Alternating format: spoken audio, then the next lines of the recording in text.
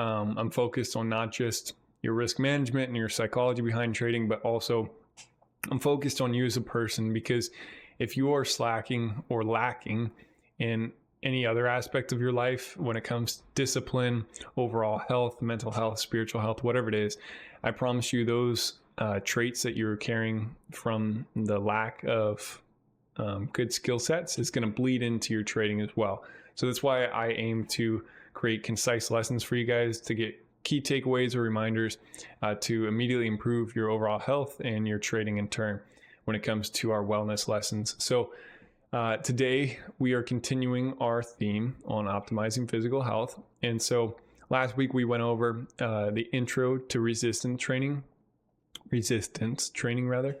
And this week we're going over the science of cardiovascular fitness. Next week we're going to be doing combining the two for maximum results. And then week 4 is long-term fitness strategies. So it's going to be a quick lesson, so bear with me. It should only be about 20 minutes unless I get on my rants again. But we broke it down into 2 parts like usual. We have benefits of cardiovascular exercise, and then we have practical guidance for incorporating cardio into your regular routine. So let's jump into it. In part 1, I have 3 subcategories: heart health, endurance, and mental clarity. So I gained a lot of today's lessons from Andrew Huberman. As you know, I pull a lot from him. He is a neurobiologist and professor at Stanford School of Medicine. He runs a really popular podcast. Overall, a well-respected individual when it comes to science and scientific literature. So many of the points are from him. So let's jump into it. Heart health. Here's some stuff from Mr. Huberman. So cardiovascular exercises strengthens the heart by improving its efficiency in pumping blood. Regular cardio lowers blood pressure, reduces the risk of heart disease, and improves overall heart function. So it's pretty straightforward. We all know this. We've been taught, even those of us who are a bit older in the chat, we all know that that's part of the game. When you get into cardio, you're improving your heart, but many people think that's the totality of it. That's everything. But there's much more to it, and we're finding more and more of that out in more of the literature that's coming out. Excuse me, got a little frog in my throat. Moving on. So cardio increases circulation and oxygenates the blood, helping prevent conditions like high cholesterol and hypertension. So again, if you have hypertension that runs in the family, so high blood pressure or high cortisol or cholesterol, oftentimes, one, it's leading to stress. Overall, chronic stress, we know, leads to many different diseases in the body. It's a precursor to many, many different things. So we know that training cardio will help reduce high cholesterol, cortisol, and hypertension in your blood. So again, if you're gaining any insight from today's lesson, just take that away. You're going to help yourself on many different facets, including high blood pressure and high cortisol. So for example, jogging, swimming, or cycling can strengthen the heart and reduce cardiovascular risks. We all know this is pretty straightforward. So moving on, talking about endurance. So when we talk about doing cardio, I think many of us strive to be capable individuals.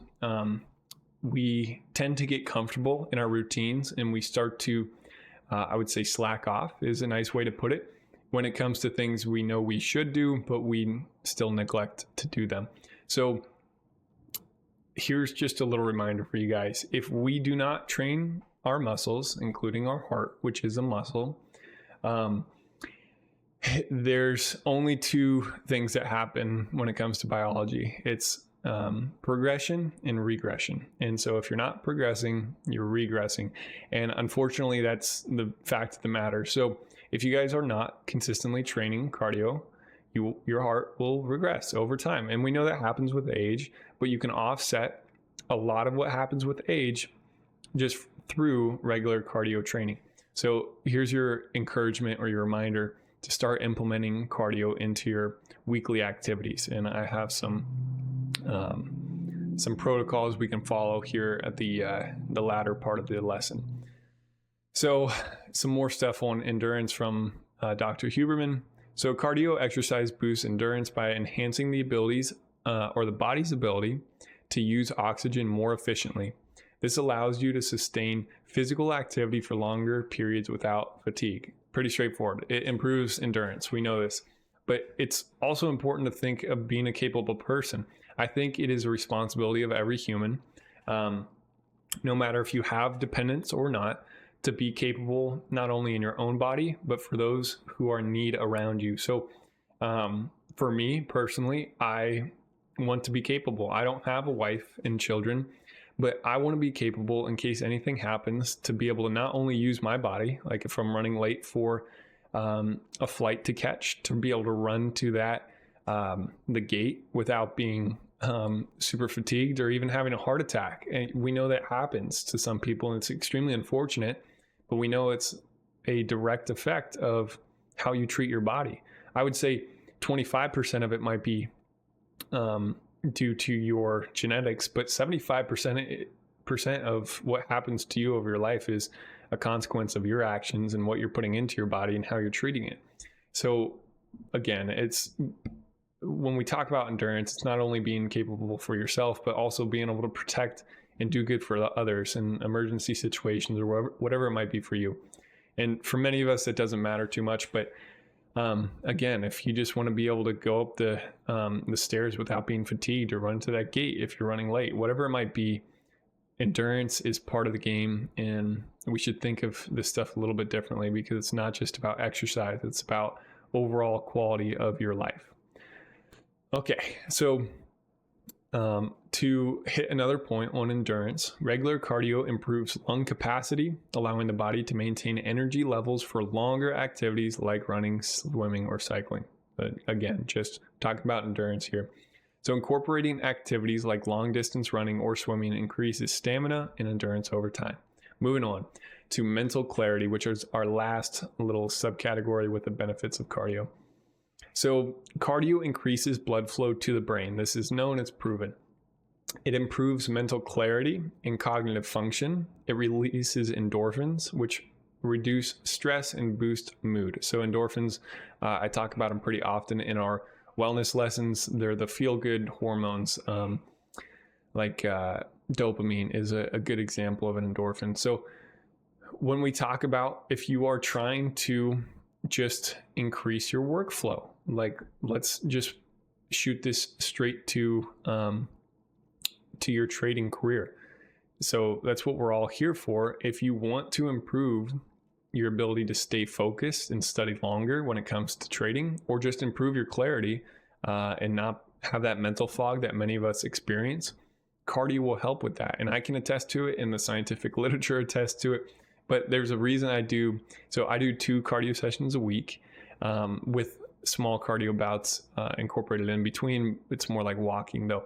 But on Fridays, I do it in the morning rather than the afternoon because I know cardio boosts my mood as a whole. So I'll run to the gym right after I wake up, and then I'll take a cold shower when I get back. The benefits of both of those are I could talk about all day, but I can attest that my mental clarity is so much, it's drastically improved from if I were to just roll out of bed and get in front of the screen and look at the charts. So if you're looking for a practical tool just to improve your trading alone, cardio in the morning, even if it's something quick like HIIT workout for 20 minutes or something more like 30 to 40 minutes, like jogging or cycling, it will help your trading. And I can tell you that for sure. So moving on, we just talked about the impact. Cardio helps with mental clarity and can even enhance memory and focus due to its improved brain oxygenation. So, for example, after a session of moderate exercise, people feel often more alert and focused, which can help with work and study, like we just spoke about. So, moving into part 2 quickly, the practical guidance on incorporating cardio into your daily life. So we talked about resistance training and how important that is for your skeletal muscle and your overall health last week. And cardio is also part of that. We need to think about cardio as, if you go to the gym, you should be incorporating cardio as well. And it doesn't have to be at the gym. If you just want to be a healthy individual, we should be incorporating this weekly, if not daily. So I do 2 sessions a week. One is HIIT. I'm sure you guys have heard about HIIT exercises. It's high intensity interval training. And the second is steady state cardio. Those are the two I would consider workouts. There's zone 1 cardio, which you should try to incorporate throughout your daily activities, like after lunch, going for a 10-minute walk. You should get around 200 minutes of zone 1 cardio. And for definition of those of you who don't know, zone 1 cardio would be something like truly just going for a walk. It's where you're moving your body and your heart is exercising or moving at a typically a faster rate than usual, but you can still maintain a conversation without getting out of breath. So again, just like walking after lunch or something like that. So when it comes to steady state cardio, this is my Friday routine, like I was mentioning earlier. So steady state involves maintaining a consistent pace for a prolonged period. So you'd have your little 5-minute warm up, and then you would try to keep pace the same throughout that entire session of working out. So whatever it might be for you, 20 to 40 minutes. I would recommend 30 to 40, but it depends on your schedule. So activities like jogging, cycling, or swimming at steady speed fall into this category, and this would be considered zone 2 cardio. So steady state cardio is great for building endurance and burning fat at a moderate intensity, especially those who prefer a more relaxed pace. And I say a more relaxed pace because when we talk about HIIT workouts, it's typically much more upbeat and you were working a lot harder. So for example, a 30 to 45 minute jog at a consistent speed is an example of steady state cardio that improves endurance and burns calories over time. So moving into our last point of today's lesson, high intensity interval training, or HIIT. So HIIT involves short bursts of intense activity followed by brief recovery periods. So this maximizes calorie burn and boosts cardiovascular health in shorter workout times. So an example of a HIIT workout, one that I incorporate, would be rowing, like the rowing machine at the gym. It could also be doing sprints. There's a very unfortunate statistic that I just saw for Americans that the vast majority, the super majority of Americans after the age of 30 will never sprint again in their lifetime. It's pretty sad. Sprinting is super good for overall health in multiple different facets, and even decreases cellular aging, which is pretty incredible. But so sprints would be a HIIT workout. Doing high intensity rowing would be a HIIT workout. So for me, that would look like typically 45 seconds to a minute of really hard pushing rowing. And that typically means you're shooting for around 75 to 85% of your max heart rate. And then you would take a 60-second break. And then you would get back to it. And you would do that for anywhere from 8 to 12 rounds. So it's pretty quick. It takes me about 20 minutes or so, depending on how hard you're pushing and how fast you want to get out of there. But you can be walk into the gym, get your little warm up in for 5 minutes, and then you get out in 30 minutes and you improved your cardio massively. So if you're just after hearing this lesson and you want to start doing cardio again, I would recommend doing steady state cardio first. And then when you go on to start HIIT workouts, I would recommend starting at 70 to 80% of your max heart rate. I wouldn't push it up to that 75 to 85, 90% of your max heart rate. Again, it's just like getting back into anything when it comes to resistance training. You don't want to go to muscle failure when you're getting back into the gym. You should give your body time to adapt. So give it a week or two of building back into the gym before you go full out when it comes to HIIT workouts. So again, I told you guys it would be a pretty quick lesson. We're actually at 15 minutes today, but this stuff's pretty basic. We know about cardio. Everybody tells us why it's so important and that we should incorporate it. So here's your reminder for that. We know it will not only improve your long-term health, your longevity, but also the quality of your life throughout that longevity that you're trying to achieve. So again, when we talk about improving ourselves in the trading aspect of things, every aspect of your life is going to bleed into every other aspect of your life. I often say how you do one thing is how you're going to do everything. So if you see yourself being lackadaisical in any facet of your life, I promise you those same habits that you're building there are going to bleed into your trading habits. And if you're truly trying to make this a consistent stream of income for yourself and to eventually start adding zeros to those accounts and really building up, you have to think about the rest of your life. And again, even if we separate that completely and not talk about money, how is your overall health going to be if you're not consistently working out and taking care of your body in 10 years, 20 years, 30 years, 40 years? It's going, like we talked about at the beginning of the lesson, when it comes to biology, there's only progression and regression. And if you're not progressing, you're regressing. So here's your reminder. Go start working out. Do resistance training 3 times a week. Do cardio 2 or 3 times a week. I mean, this stuff is super basic. We've known it for thousands of years that this stuff is important.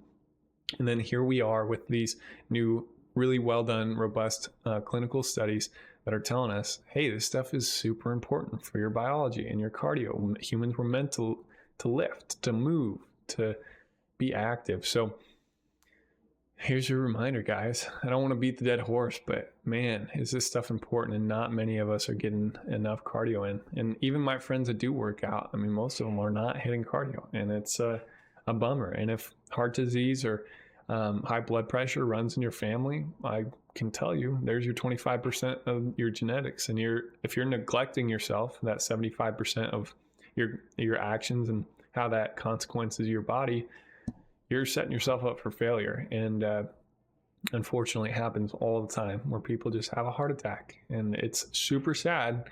But the good news is it is very preventable for the most part.